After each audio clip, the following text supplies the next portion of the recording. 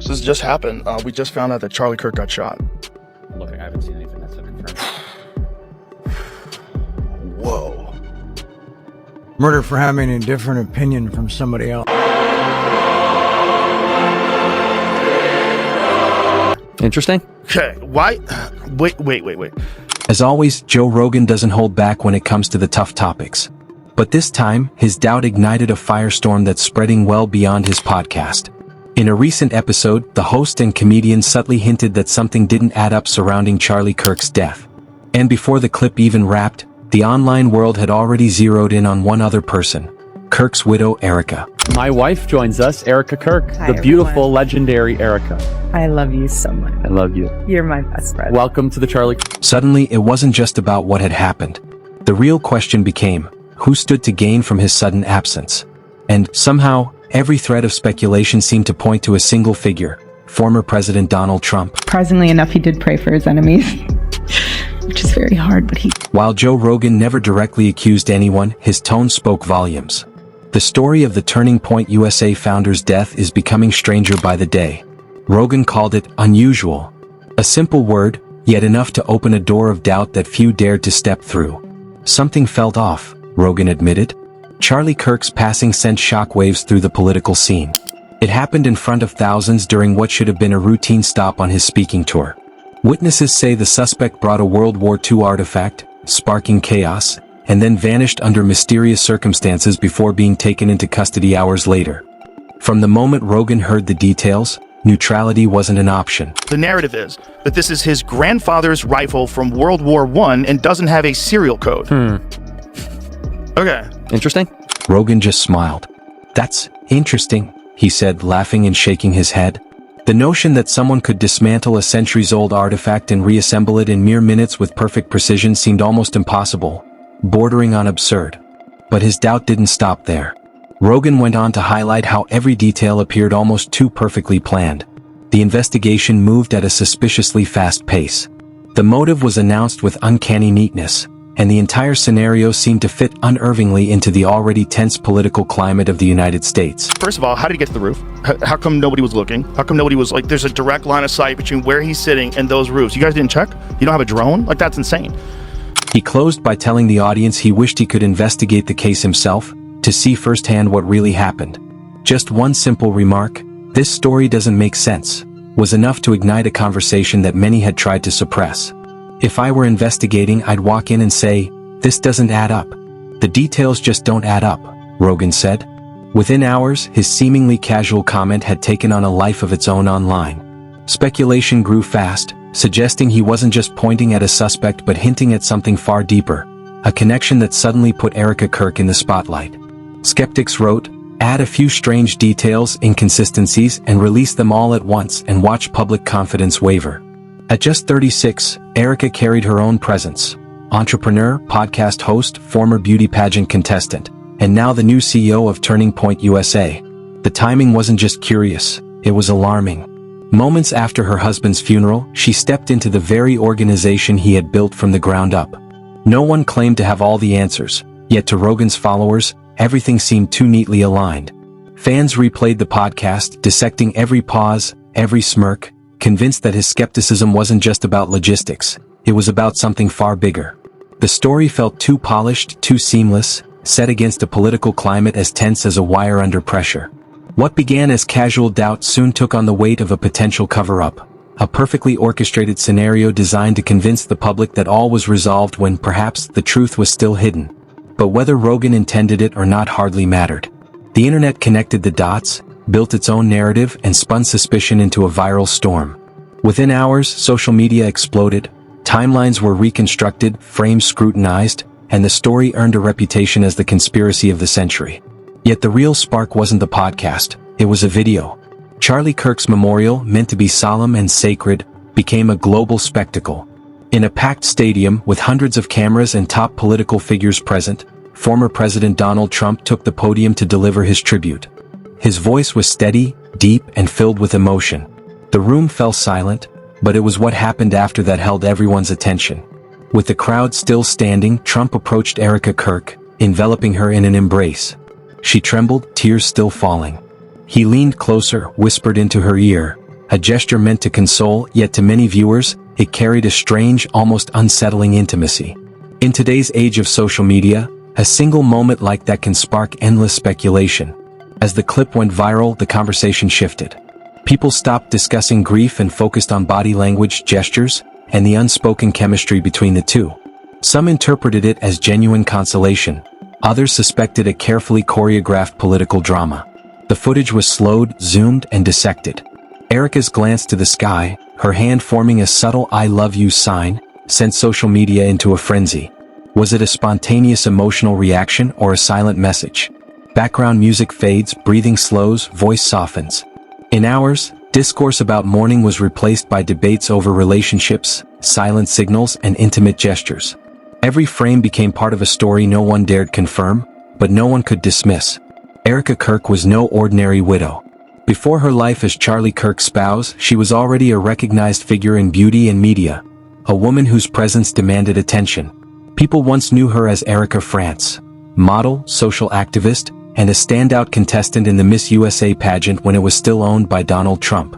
In 2012, among hundreds of aspiring young women from across the country, the girl from Arizona, contestant number 23, left a lasting impression with her poise and gentle smile. She wasn't just another contestant. Erica displayed intelligence, confidence, and the ability to use her image to inspire.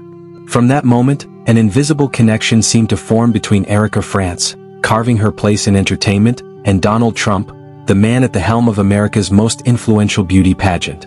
Known for his hands-on approach, Trump frequently appeared backstage, attended rehearsals, and even had a say in selecting potential stars. When Erica stepped onto that stage, many believed he noticed and was impressed. Unlike many contestants who fade into obscurity, Erica remained visible. She appeared at charity galas, entertainment events, and fundraisers attended by Trump and other powerful figures. In that glittering world where business, beauty, and politics collided, personal and professional lines blurred unpredictably. Years later, upon marrying Charlie Kirk, Erica's name resurfaced, not just as a former beauty queen, but as an ambitious woman skilled at navigating media and influence. While there's no documented evidence of a personal relationship with Trump, the intersections of spotlight, media, and power left the public questioning, did that connection ever truly end? Or did it pave the way for today, where a woman once in the pageant spotlight now stands beside one of America's most influential figures? Coincidences only fueled speculation. Did Trump know Erica before she met Charlie? No one can say for sure, but their intertwined networks of power, events, and influence made it feel more than accidental. Then came the moment that truly ignited public fascination. Turning Point USA, the organization Charlie Kirk founded and devoted his life to, announced that Erica Kirk had been elected CEO with unanimous board approval. On paper, it seemed a fitting tribute to Charlie's legacy. But to many observers, the timing was uncanny. The decision appeared too fast, too convenient, and suspiciously aligned with signals of support from Trump himself. Some insiders remarked, "If Trump doesn't object, that's a green light." On Inauguration Day, Erica appeared in all black, commanding, composed, and in control. Under the bright stage lights, she was no longer the grieving widow beside a coffin but a leader stepping confidently into a new chapter. A chapter that blended grief, power, and influence. She spoke, "You have no idea of the fire this woman carries within her. This widow's voice will be heard around the world." Every angle captured, every frame shared, her words went viral. Strong, steady, almost rehearsed, Erica's voice declared more than continuation. It signaled authority. Some saw courage, others saw strategy. Every gesture, every pause, and the lighting seemed choreographed, a stage for influence rather than mourning. Erica vowed to carry forward her husband's mission, the torch of the conservative movement. Her voice, her stance, her every move conveyed readiness to assume his legacy. Soon after, Trump appeared publicly to endorse her. "She is a warrior. Charlie left us a legacy, and Erica will continue it with loyalty and strength." The statement reverberated, officially legitimizing her new role. For supporters, it was inspiring, a widow transforming grief into purpose. But skeptics saw a calculated performance. The timing, gestures, stage lighting, and speech were so precise it seemed orchestrated. It became impossible to separate raw emotion from intentional signaling. If the memorial clip raised eyebrows, Erica's near-instant evolution from grieving wife to commanding political figure made the narrative feel like a live-action drama. Some media labeled it a resurrection drive, others a media masterstroke. For Joe Rogan, it was not just unusual, it was troubling. He sees it not as conspiracy but as a sign of the times, how tragedy can be packaged, framed, and presented like a campaign. Rogan doesn't buy the official narrative, but what bothers him most is the growing divide it exposes, not politically but in people's hearts, between empathy and cruelty, compassion and voyeurism. On his podcast, he spoke with quiet anger and sadness, condemning an online audience willing to turn tragedy into entertainment. People turned tragedy into spectacle. They made memes, clipped videos, mocked, and even applauded events they barely understood. It's scary, Rogan said, and it's dangerous when people take joy in someone else's pain. His voice softened. No longer the host chasing scandal, he became a witness to a society losing its empathy. It wasn't just right or wrong anymore, it was bigger. Why have we become so cruel to each other's tragedies? And if every fact, every emotion can be spun into viral content, what is even real anymore? Erica stayed silent. No explanation, no rebuttal. Perhaps it was that silence that fueled curiosity, keeping debate alive indefinitely. Rogan, never confrontational, was merely talking, sharing, questioning, but then came a moment that sent the internet spinning. Mid-conversation, almost accidentally, he said, "There are a lot of weird strands around this." Short, casual, but it exploded online. 4 hours, the clip was dissected frame by frame. Every pause, glance, tone scrutinized. Rogan named no one, not Erica, not Trump, but his words about mismatched stories and hidden motives made listeners connect the dots themselves. He wasn't pointing to suspects, he was pointing to shadows. People who emerged from the chaos with more influence, more power, and stronger positions. Over the following days, scrutiny intensified. The internet launched full investigations. Minute-by-minute timelines were reconstructed. Locations mapped. Handshakes, nods, smiles, and staged positions were analyzed. A glance became a signal, a slight nod, a secret handshake, a step taken at the right moment, all clues for interpretation.